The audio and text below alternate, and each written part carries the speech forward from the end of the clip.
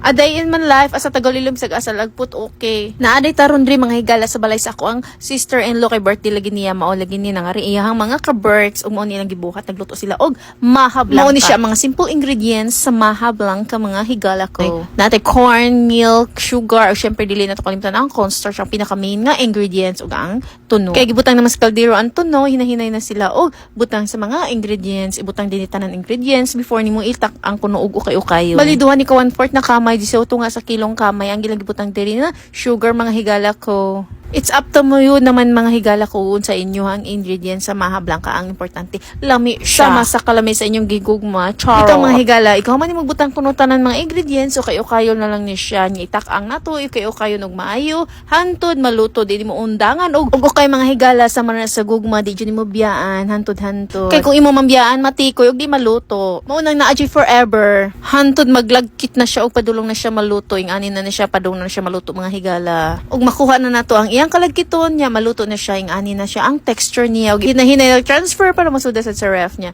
Gwapa kaysa na atong maha blanca. Credit sa nagluto niya si Marie Crispy Tugo. So yum talaga. Thank you for watching. See you to my next video. Sa sunod na sad, kung asa ta malagpot. Bye!